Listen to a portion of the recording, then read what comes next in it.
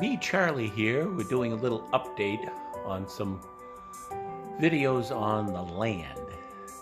The Monopoly game is still on. Now, give you a little update of what people have been asking me. A lot of questions I've been getting, and somehow they've been getting through to me. A lot of people have been asking me, how come these same people get to take these lots of land over and over again and nobody gets the wind on it? Because the system is rigged from the beginning. If they rely upon the evidence that's recorded in the Barnstable Registry of Deeds and they rely upon the records, these people should be in jail for what they did. So that's one thing that I can come up with. The second thing is, people ask me, well, how do I get my grandfather's rights, title, and interest granted to him? Well, years ago when they did it, the family members were justices of the peace, or they were members of the, what they call the, I would say the first leaders of the family. And they controlled more or less what the family was divided with. And they met with other members that had land in common. And when somebody said to me, well, I can't deed it because I don't know where it is. Well, land back in the 1800s were considered tracts of land. They went long lengths of the Cape.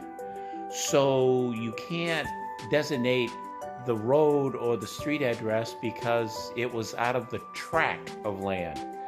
And that's what I'm trying to say is the lawyers set it up for you to take a fall before you begin. Because if you read the old deeds, it says out of a certain tract of land, you're granted all title rights and interest. So they kind of shut you down there, and they don't have the reason to say so. They just don't want you to record anything because that makes their life more complicated when they want to steal it. So I get back to why my grandfather should be having his land given to him in the sake of Matthew C. Hallett. Matthew C. Hallett would have been the first generation coming out of the line of Ebenezer and Edward. They were brothers.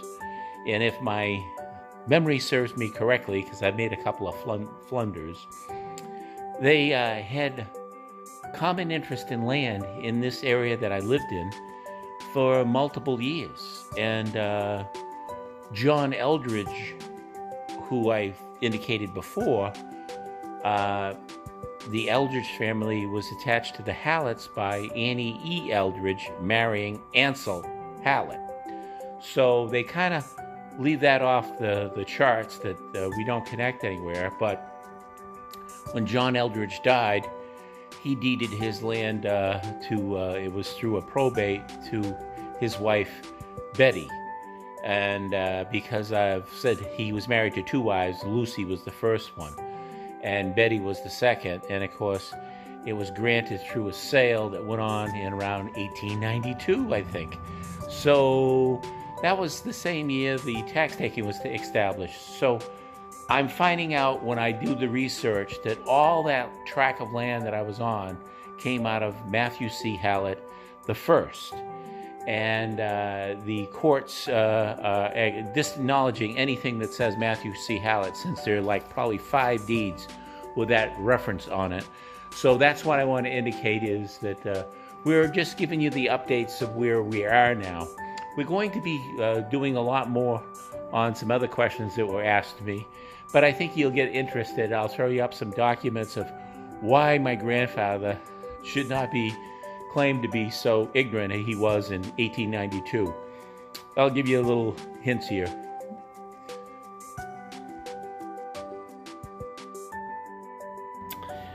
Okay, show you interesting. He was the postmaster in Yarmouth, and he used to receive letters, and it used to come in registry. And when he received it, they used to stamp it in where it came from, and this one came from Dennis. And the idea is he did a lot of stuff that was what they call somebody of recognition. Postmaster was a very important person. Okay, T.T. Hallett was a pharmacist. Being a pharmacist, he had to use all wisdom of making all his prescriptions. So, the movie It's a Wonderful Life. I guess that clump won't matter. We'll just grind it up. You know, this is a man who used to have to do stuff, and if he made it wrong, it wouldn't kill you. If he made it right, it would. If he made it too strong, it would kill you. So being a pharmacist had to rely upon a lot of knowledge, and the man had to be trusted. And of course, when T.T. Hallett was in office, this used to be a meeting room. And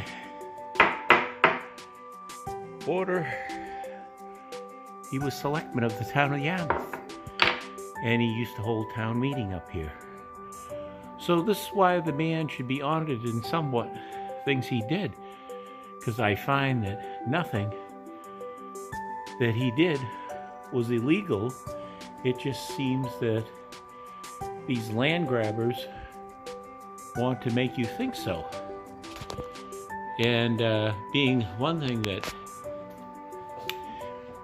comes to claim, he became a justice of the peace, certificate on the wall there, and a justice of the peace was to keep peace amongst the landowners. Very significant document back then. So you see why I'm saying that a lot of things that the man did were important jobs. His brother, I think it was Andrew, was the highway commissioner. And of course, he had other members of the family that did things in the town that were very significant. Oliver Hallett did something with, I think, the field distribution for, how do you say, farming and controlling of the fields. And of course, ran part of the wharf. Had something to do with the fish company, because I have the stocks that he sold to the fish company. So the man did a lot of important things in the mid-1800s up through about 1929, I would say. And then his son took it over, more or less, and couldn't meet the expectation that he did. But his son was my grandfather, and I love the man to death. And it's one of those things is that I'm the only one that liked the part of the history. So people do things for a dumb reason. Why do you climb a mountain? Because it's there. Why do you go over the history? Because it's there. Well, originally I had great intentions, but sometimes the intentions take a wrong toll when you, how do you call it, find the truth out. Well, this is the update. We'll send you another one, and I'll keep you posted. There'll be another significant things going, and I want to get more things happening with the store this year. So I'm looking for a young millennial or somebody who has internet savvy and things that would want to hopefully volunteer, because history doesn't pay much, and I'm finding that out the hard way. So I want to document a lot of stuff I have, put it on record and put it on a hard drive and computers and things. I have a lot of it, but it needs to be organized a lot better, and post better things on the internet, and maybe do some type of a fundraiser. So if there's some millennial out there that's pretty savvy on stuff like that, and maybe it could become a job, I would just love to have something like that happen, because I think the history here is something that the Yarmouthport residents don't want it destroyed or gone. So I want to try to preserve it. You know, we're only here a short time, I'm finding, so now's the time. Catch up with you later.